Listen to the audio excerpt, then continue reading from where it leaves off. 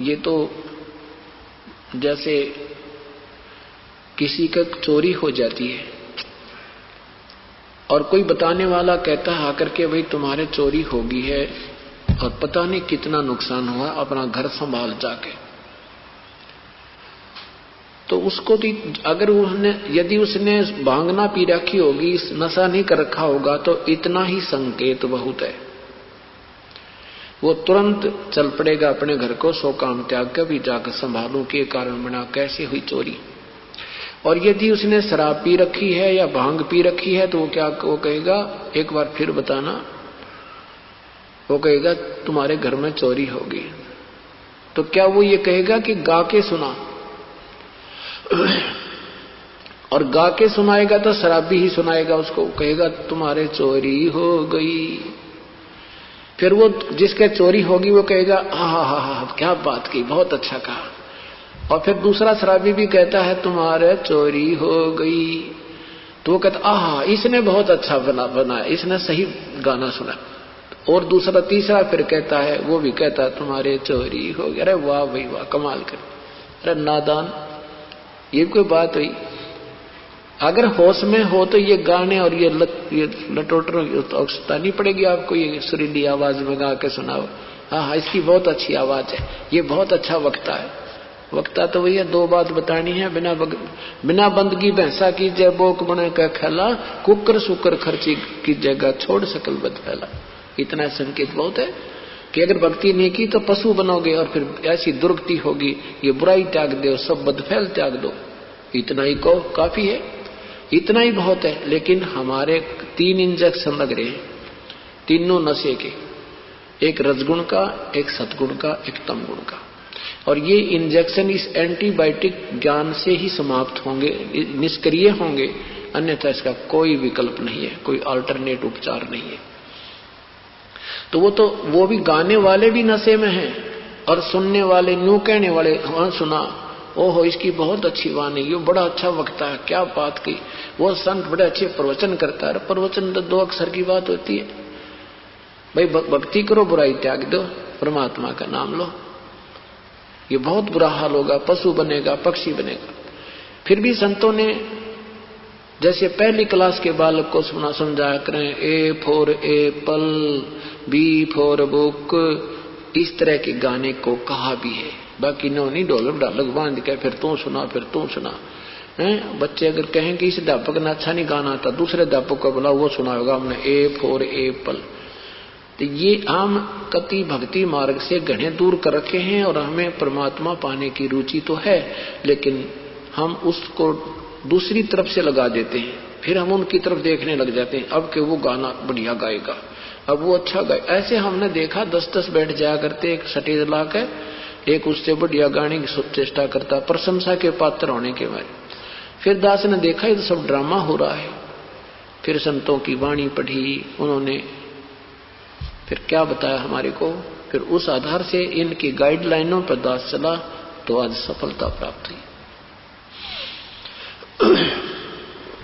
तो इस प्रकार आप 2 अक्षर की बातें होती है, स्वयं पढ़ो और स्वयं पढ़कर इन वाणी को फिर आपकी आंखों में आंसू आएंगी, स्वयं आप महसूस करोगे तो आनंद आएगा। दूसरी आपने तो फिर उनकी सुरीली आवाज प्यारी लग रही है, आपको ये नहीं मालूम उस वाणी में कहा क्या है। आपको तो उनका वो अलगोजा अच्छा लग रहा है, वो हारमोनियम जो उसने गाने की बड़ी जिसकी सुरीली आवाज, आपको केवल वो पसंद है, ये नहीं पसंद आपको ये ज्ञान इसमें कहा क्या है। थोड़ा मंदा कर भाई, थोड़ा मंदा कर, संभाल कर रख। तो ऐसे अब हमने अपने वास्तविक ज्ञान को समझना है और वास्तविकता से परिचित होना है। पहले क्या होती थी कि भाई उस डेरे में ना, एक गांव में डेरा, संत रहते हैं, संत आते हैं, वहां गांव वाले सेवा करते हैं। ये संत ने बनाए जाकर भाई संत की सेवा करे तुम्हारा तुम्हें बेड़ा पार हो जाएगा, नहीं। ये तो हमने जैसे संत कर रहा है ऐसे करना पड़ेगा, जैसे गुरुजी कर रहे हैं ऐसे हमने करनी पड़ेगी, तब हम पार होंगे। तो ये ड्रामाबाज जितने संत हैं ये क्या कहा करते, अब सेवक तो सेवा से पार हो जाता है, संत की सेवा करता रहे। तो एक गांव में ऐसे ही सेवा करा करते, क्योंकि जैसा ज्ञान दिया गया उसी पर भोली आत्मा दृढ़ हो जाती हैं। तो समझदार वो गांव के लोगों ने क्या देखा कि जो संत ज्यादा भक्ति करता है ना रात को, उसकी सेवा करने से घना लाभ होता है।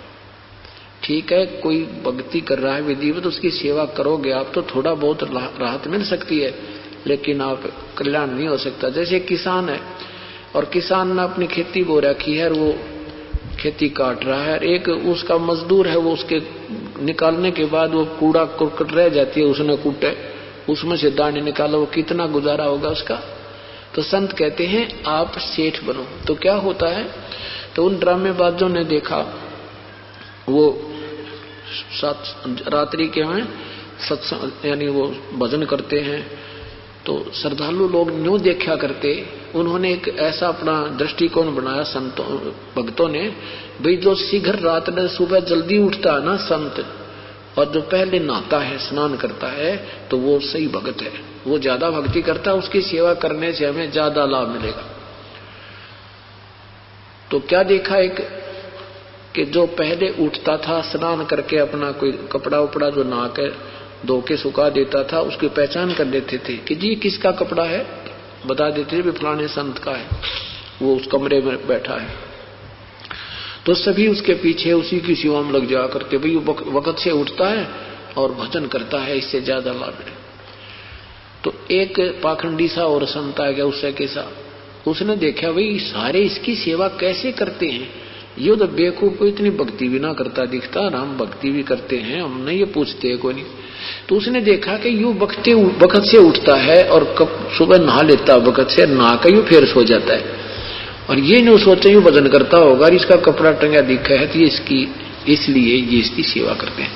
तो उसने क्या किया, इसी सर्दी में वक्त से नहाया तो जाता नहीं भाई, उसने ये सोचा कि नहाता मैं सकता नहीं इतना वक्त उठ कर सर्दियों के दिन, वो क्या करे, एक कपड़ा पानी में धो के अपना लंगोट और सुखा दे और आप सो जाओ, फिर उससे भी पहले टांग दे सुखा दे। तो उन्होंने देखा भाई श्रद्धालुओं ने, हाँ भाई ये साधु वक्त उठता है, तो वो सारे उसने छोड़ कर उसकी सेवा करने लगे। तो वो कहने लगा ना काटा ना तेरा रोग है, हाँ अब तो मतलब मैंने पता लग गया कैसी कहानी है सारी। तो हम ऐसे मूर्ख बना रखे इन्होंने, अब हमने स्वयं सावधान होना पड़ेगा और परमात्मा पाने की विधिवत जो है ना मेहनत करनी पड़ेगी, प्रयत्न करना पड़ेगा। अब कौन है वो परमात्मा, कैसा है वो प्रभु। एक समय की बात है, एक शेख फरीद नाम के एक महापुरुष, मुसलमान, पवित्र मुसलमान धर्म में उनका जन्म था। अब जिन्होंने परमात्मा चाहिए वो उसको आभास होता है, वो चलता रहता है, वो किस संतों से भी मिलता है और अपनी परंपरागत पूजाएं भी करता रहता है। शेख फरीद जी बचपन में बहुत नटखट थे, बहुत शरारत करते थे। उनकी माताजी बहुत दुखी हो जाती थी, रोज उलाने आया करते थे, 2 मिनट भी घर में नहीं टिका करता। तो उसकी माँ ने सोचा इसको कैसे इसको टिकाऊं, भी कैसे यो बाज आवे शरारत करते हैं। तो उसने कहा बेटा तू भगवान भजा कर, अल्लाह को याद किया कर, नमाज कर बेटा, जा तुझे नमाज करना सिखाती हूं। तो श्री शेख फरीद जी ने कहा कि मुझे क्या मिलेगा मां, क्या देगा अल्लाह मुझे। अब शेख फरीद जी को ये खजूर बहुत अच्छे लगते थे, रुचिकर उसका फेवरेट फ्रूट था। तो मां ने कहा बेटा तुझे अल्लाह खजूर देगा। कितने देगा, खूब, कितने खाना। तो सच, कहां सच, कैसे देगा बता मुझे, कैसे करते हैं नमाज।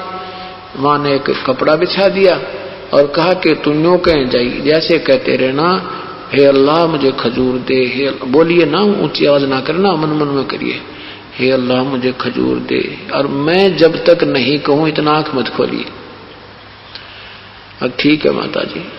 अब मां ने जब काम करना हो ना, अभी शरारत करेगा तो काम करना हो तब कह दे आजा भाई, उसको कपड़ा बिछा दे और उसको कह दे तू ऐसे कहता रहे, मैं जब तक कहूं नहीं आंखें नहीं खोलनी तूने। अब अच्छा माता जी, नहीं तो अल्लाह खजूर नहीं देगा तुझे। ठीक है माता जी।